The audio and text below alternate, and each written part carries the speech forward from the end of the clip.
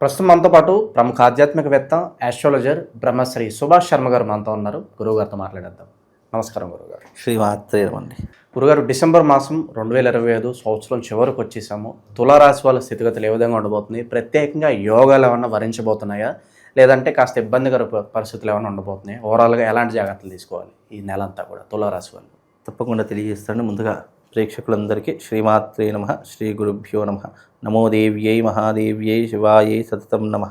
నమ ప్రకృత్యై భద్రాయై నిహతాం ప్రణతాస్మిత. తులారాశి వారికి ఈ మాసంలో సూర్యుడి యొక్క గమనం, అంటే సూర్యుడి యొక్క గమనం వచ్చేసి తులారాశి వారికి 2వ స్థానంలో గమనం అవుతూ ఉంటుంది. అయితే 2వ స్థానం తులారాశి వారికి కొద్దిగా ఇబ్బందికరమైనటువంటి స్థానం అని చెప్పుకోవచ్చు. అలాగే శని 6వ స్థానంలో సంచరిస్తూ ఉన్నాడు. కాబట్టి కేంద్రంలో 6వ స్థానంలో శని సంచరిస్తున్నాడు. కాబట్టి తులారాశి వారికి శని బాగా ఉన్నాడు. అలాగే సూర్యుడు అంటే రవి అనేటటువంటిది 2వ స్థానంలో బాగా లేదు. కాబట్టి 2వ స్థానంలో ఉండడం కారణం చేత వీళ్ళకి ఏంటి అంటే కనుక ఆర్థికపరమైనటువంటి ఇబ్బందులు, కుటుంబం పట్ల ఇబ్బందులు, భార్యాభర్తల మధ్య వైరములు ఎక్కువగా ఏర్పడేటటువంటి అవకాశం ఏర్పడుతూ ఉంటుంది.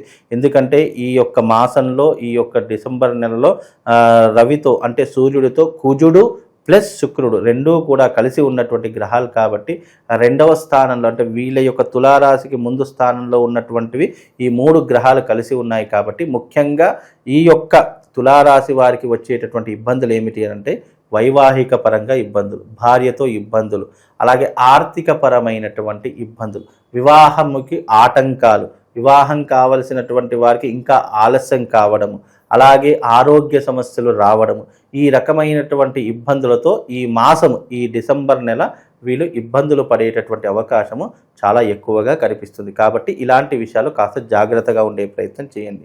శని 6వ స్థానంలో ఉన్నాడు. శని 6వ స్థానంలో ఉండడం వల్ల ఏమవుతుంది అంటే కనుక వీళ్ళు ఇలాంటి ఇబ్బందులు పడినప్పటికీ కూడా తొందరగా పరిష్కరించుకోవడానికి ధైర్యము, సాహసాలు ఎక్కువగా ప్రదర్శించబడుతూ ఉంటారు. కాబట్టి ఇలాంటి ఇబ్బందులు ఉన్నప్పటికీ కూడా వీళ్ళకు ధైర్యం జోడవుతూ ఉంటుంది.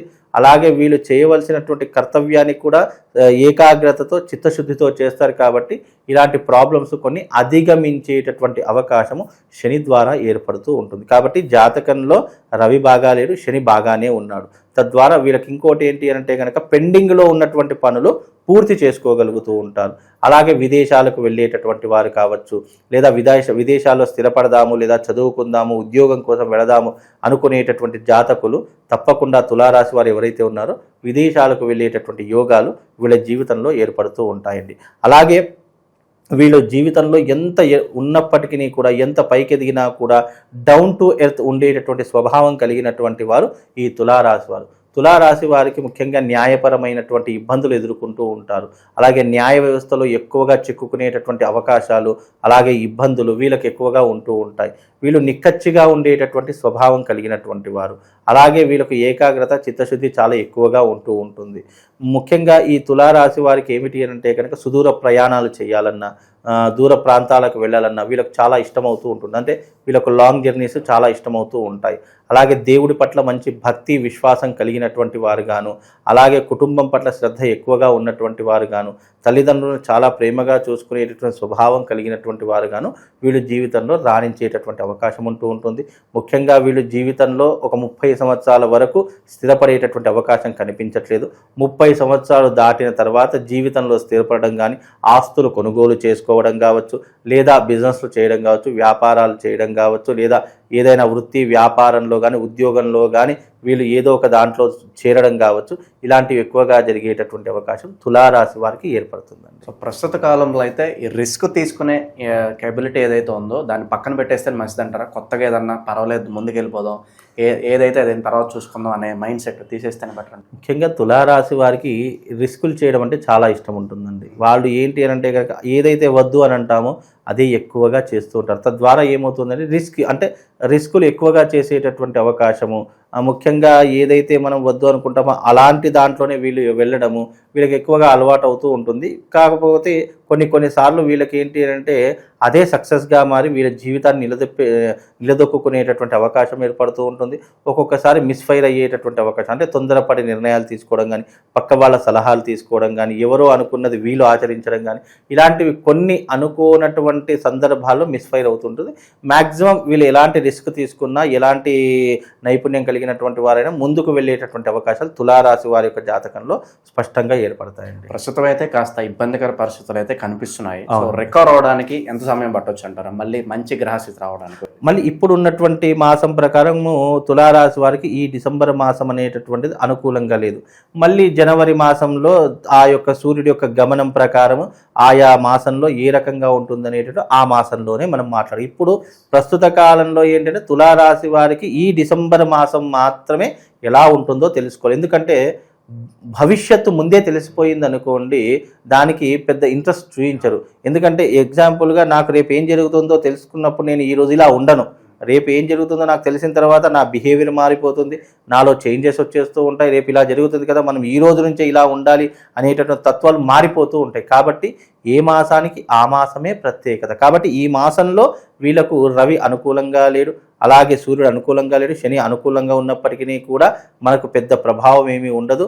కాబట్టి వీలైనంత వరకు ఈ యొక్క తులారాశి వారికి నార్మల్ స్థానంలోనే ఉంటాయండి. గురుగారు, ప్రస్తుత కాలంలో అయితే ప్రధాన సమస్యలు మనం చూసుకున్నట్లయితే ఎంత సంపాదించినా కూడా డబ్బులు అసలు రూపాయి చేతులు నిలవట్లేదు, అలాగే మేం పడిన కష్టానికి ప్రతిఫలం దక్కట్లేదు.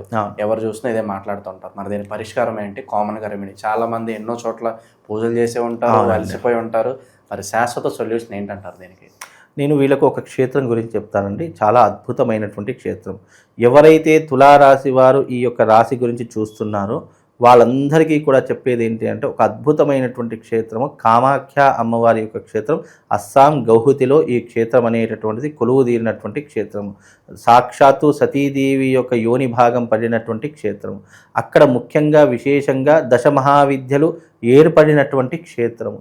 అక్కడికి వెళ్ళినంత మాత్రము చేత వాళ్ళ యొక్క సమస్త పాపములు, సమస్త దుఃఖములు తొలగిపోయి వాళ్ళ జన్మను ఆఫ్టర్ లైఫ్ బిఫోర్ లైఫ్ అన్నట్టుగా మార్చుకునేటటువంటి క్షేత్రము కామాఖ్య అమ్మవారి యొక్క క్షేత్రము. ఈ డిసెంబర్ ఎండింగ్లో కానీ జనవరి ఫస్ట్ వీక్లో కానీ యాత్రను తీస్తున్నామండి. జీవితంలో తులారాశి వారికి ఆర్థిక పరంగా కావచ్చు, కుటుంబ పరంగా కావచ్చు, సంతాన పరంగా కావచ్చు, ఆర్థిక వ్యవహార పరంగా, రాజకీయ పరంగా ఏదైనా ఇబ్బందులు కలిగినటువంటి వారు ఉన్నారు అని అనుకుంటే నాతో పాటు పూజ చేసుకోవడానికి కామాఖ్యకు రండి. అక్కడికి రావడం ద్వారా మీరు ఆ క్షేత్రంలో అడుగుపెట్టినంత మాత్రం చేత సగం పాపాలు దూరం అయిపోతాయి. మిగతా సగ భాగం మనం ఎప్పుడైతే అక్కడ పూజాది క్రతువులు ఆచరిస్తామో, ప్రత్యేకంగా ఆ క్షేత్రంలోనే, ఆ ఆలయంలోనే అమ్మవారి ముందరే మనం యజ్ఞయాగాదులు చేసేటటువంటి మహద్భాగ్యము ఆ తల్లి నాకు కల్పించింది. కాబట్టి మీరు ఎవరైనా రావాలి అని అనుకుంటే అక్కడ ఇలాంటి తులారాశి వారు, మేము చాలా రోజుల నుంచి ఇన్ని సమస్యలు పడుతున్నామండి, ఎన్ని జ్యోతిష్కుల దగ్గరికి వెళ్ళినా, ఎంతమంది దగ్గరికి తిరిగినా నాకు సమస్యకు పరిష్కారం దొరకట్లేదు అని అనుకున్న ప్రతి ఒక్కరూ నా మీద నమ్మకం కాదు, అమ్మవారి మీద నమ్మకంతో రండి.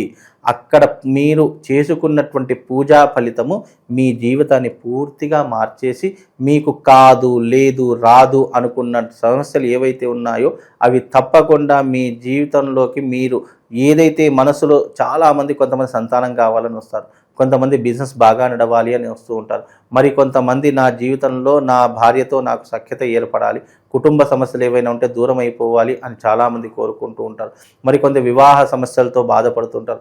ఇలా మీ సమస్య ఏదైనా సరే, తులారాశి వారు మీరు ఏదైనా సమస్యతో బాధపడుతున్నారంటే చక్కగా కామాఖ్యకు వెళదాం రండి. అక్కడ ఆ కామాఖ్యలో తప్పకుండా అమ్మవారి సాన్నిధ్యంలో పూజాది క్రతువులు నిర్వహించడం జరుగుతుంది.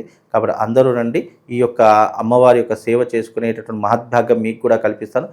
మోస్ట్ ఆఫ్ ది తులారాశి వారికి ఎందుకు చెప్తున్నాను అని అంటే కనుక, జీవితంలో తులారాశి వారు చాలా కష్టాలు అనుభవించారు, చాలా ఇబ్బందులు పడ్డారు. ఇక నుంచైనా, కొత్త సంవత్సరం నుంచైనా ఇబ్బందులు పడకుండా ఉండడానికి ఈ మాసంలో, ఈ నెలలో వాళ్ళను ఈ యొక్క కామాఖ్య అమ్మవారి క్షేత్రానికి తీసుకొని వెళ్ళి పూజ చేయించి తీసుకొస్తాను. తర్వాత వాళ్ళ లైఫ్ ఎలా ఉంటుందో వాళ్ళే నిర్ణయించుకుంటారండి. తులారాశి వాళ్ళకి ఓవరాల్గా ఈ మాసం ఎటువంటి స్థితిగతులు ఉండిపోతున్నాయో అద్భుతంగా వివరించారు. ధన్యవాదాలు శ్రీమాత్రే.